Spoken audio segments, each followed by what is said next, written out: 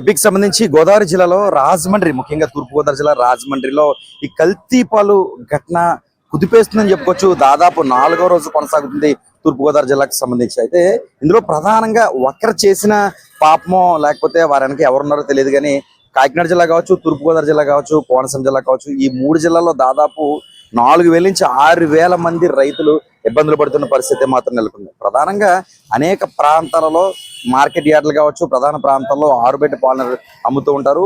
పాలు క్యాన్ వచ్చిన తర్వాత క్యూ కట్టి తీసుకునే పరిస్థితి ఏర్పడుతుంది. ప్రస్తుతం అయితే మాత్రం ఆ పరిస్థితి లేదు. పూర్తిగా అంతంత మాత్రంగా ఈ కొనుగోళ్లు కావచ్చు, అమ్మకాలు కావచ్చు అంతంత మాత్రంగా కనిపిస్తున్న పరిస్థితి మాత్రం నెలకొన్నాయని చెప్పుకోవచ్చు. ఎందుకంటే ఒక రకమైన ప్రచారం జోరుగా సాగింది. పాలంటే కల్తీ జరుగుతుంది, ఈ కల్తీ అనే ఒక భయాందోళన నేపథ్యంలో ఎక్కువగా పాలు కొనడానికి కూడా భయపడిపోతున్నారు. దీంతో పెద్ద ఎత్తున రైతులు ఇబ్బంది పడుతున్న పరిస్థితి నెలకొంది. ఒకరు చేసిన పాపం కావచ్చు, సమస్య కావచ్చు, ఏదైనా కావచ్చు, మరి ఏం చేశాడో దేవుడికి ఎరుక. ఇప్పటికి కూడా అధికారికంగా ఏం కలిపాడు అన్నది తెలియదు. కానీ అతని ఎఫెక్ట్ తో 5,000 మంది రైతులు కొనుగోలుకి ఇబ్బందులు పడుతున్న పరిస్థితి మాత్రం గోదావరి జిల్లాలో ఉంది. స్థానికులు ఇక్కడ ఉన్నారు, కాకినాడ జిల్లాకు సంబంధించి వ్యాపారులు ఉన్నారు. ఒకసారి అడిగే ప్రయత్నం చేద్దాం. అసలు ఇప్పుడు రాజమండ్రి ఘటన జరిగింది, ఆ తర్వాత మీకైనా బిజినెస్ తగ్గిందా, ఎలా ఉంది ఏంటి? మొత్తం బిజినెస్ అంతా పడిపోయింది సార్. అంటే మా మీద ఉన్న నమ్మకం ఎవరో చేసిన ఒక తప్పుకి మా మీద జనాలు నమ్మకాన్ని కోల్పోయి మా దగ్గర పాలు రావట్లేదండి. నేను ఇంచుమించులో నా దగ్గర ఒక 40 మంది రైతుల దగ్గర పాలు తీసి సేకరిస్తానండి. 40 మంది 50 మంది దగ్గర రైతుల దగ్గర 8,000 మంది రైతులు ఉంటారు మనకు మొత్తం జిల్లాలో, గోదావరి జిల్లాలో ఒక 5,000 మంది రైతుల వరకు ఉంటారండి. రైతులు అంటే ఇప్పుడు మేము ఆ రైతులందరూ కూడా దాని ఎఫెక్ట్ రైతులందరి మీద పడ్డది సార్. ఎవరు చేసిన తప్పుకి మేము అందరూ కూడా చాలా ఇబ్బంది పడుతున్నాం సార్. నేను ఒక 50 మంది రైతుల దగ్గర పాలు సేకరిస్తానండి. నేను పాలు సేకరించడం వల్ల ఆ 50 మంది రైతులకి జీవనోపాధి అండి. నేను అక్కడి నుంచి తెచ్చి ఇక్కడ నేను అమ్మితేనే వాళ్ళకి జీవనోపాధి వస్తుందండి.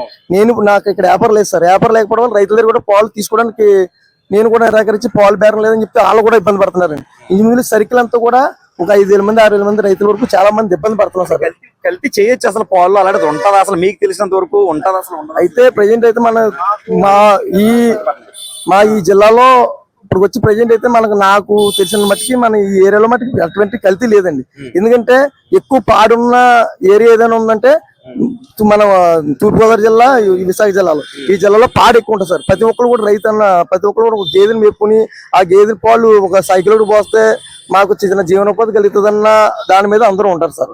పౌడర్ ఏదో కలుపుతారు చిక్కగా ఉండడానికి అంటారు, అది ఉన్నదండి. ఉన్నది కలిపి ప్రమాదం. అది డైలీ డైలీ ఇచ్చాయి.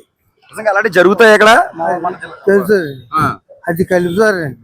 కలిపి అది వాళ్ళు డైలీ మోరేస్తారండి. డైలీలో ప్యాకెట్ ఉంటుంది. చంటి పిల్లలతో పట్టచ్చు, ఇబ్బంది ఉండదు. అది గతానికి ఇప్పటికైనా బిజినెస్ ఏం తగ్గిందా, ఎలా ఉంది? తక్కువ ఇంత ముందు తగ్గిపోయింది కదా.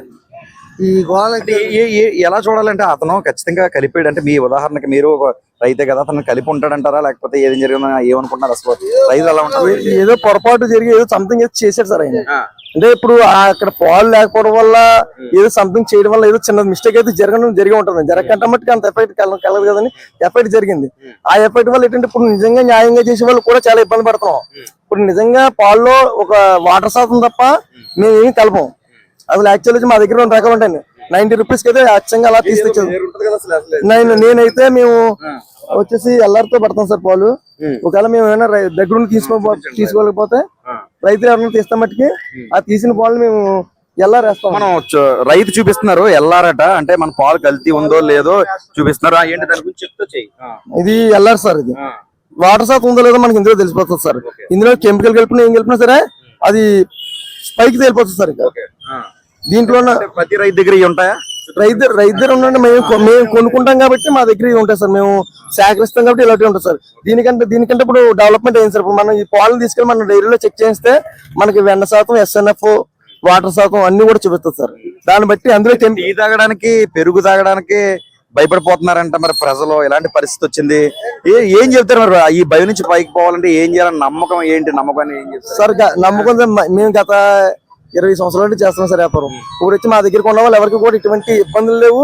ఇటువంటి ఎప్పుడు పేసారు. మాకు ఎండాకాలంలో కూడా పాలు ఉంటాయి సార్. అంటే మేము రైతులకి డబ్బులు ఇచ్చి మేము గేదెలు కొనిపిస్తాం సార్. ఒక గేదెకి వచ్చేసి 1 లక్ష రూపాయలు 50,000 గేదెని కొనిపించి ఆ పాలు మేము డిస్ట్రిబ్యూట్ చేస్తానికి మా సంఘం ఉంటుంది సార్, యూనియన్ లో ఎవరికైనా పాలు ఎక్కువ ఉన్నాయంటే పాలు తక్కువ వాళ్ళు మేము అడ్జస్ట్మెంట్ చేసుకుంటాం సార్. మరి గతంలో మీరు పాలు వ్యాన్ తీసుకురాబోతే లైన్ లో ఉండేవారట, ఇప్పుడు అసలు జనాలే కనిపించట్లేదు, అంత ఇబ్బంది వచ్చిందా? చాలా ఇబ్బంది వచ్చింది. ఇది వరకు మీరు వచ్చేసరికి పాలు అయిపోయాయి సార్. ఇప్పుడు మా మీద నమ్మకం వాళ్ళు మాత్రమే తీసుకున్నారండి. నమ్మకం లేని వాళ్ళు కొద్దిగా మేము తీసుకోని చెప్పి మమ్మల్ని బైకట్ చేశారండి పూర్తిగా కొంతమంది. ఇది మొత్తానికి పాలు ఘటనకు సంబంధించి దాదాపు గోదావరి జిల్లాలో 5,000 మంది రైతులైతే ఈ పాలు కొనుగోలు చేస్తూ ఉంటారు. అంటే మార్కెట్ యార్డ్ లో స్వచ్ఛందంగా పాలు వస్తాయి. ఎందుకంటే ఉదయాన్నే గేదెలకు తీసిన తర్వాత రైతుల దగ్గర వీళ్ళు తీసుకుంటారు, వీళ్ళు అమ్మకాలు నిర్వహిస్తూ ఉంటారు. అయితే ఒక్కసారిగా గోదావరి జిల్లాలో ఈ ఘటన ఏదైతే కల్తీ పాలు కుదిపేసిన నేపథ్యంలో ఏ కల్తీ జరుగుతుందో అన్న భయంతో టీ హోటల్లే కాదు ఇలా పాల దుకాణదారులు కూడా వెలవెలపోతున్నారు. దీంతో ఇక్కడ వీళ్ళతోనే పోకుండా ఒక రైతులు ఇలా 3 టీములుగా అంచులంచులుగా ఇబ్బందులు పడుతున్న పరిస్థితి మాత్రం నెలకొంది. అయితే ఈ అసలు ఏం జరిగింది, ఒక వ్యక్తి చేసిన పనికి మొత్తం దాదాపు గోదావరి జిల్లాలో రైతులు ఇబ్బంది పడాల్సిన పరిస్థితి ఏర్పడుతుందని కూడా రైతులు పేర్కొంటున్నారు. ఇది కల్తీ పాలకు సంబంధించిన అప్డేట్స్.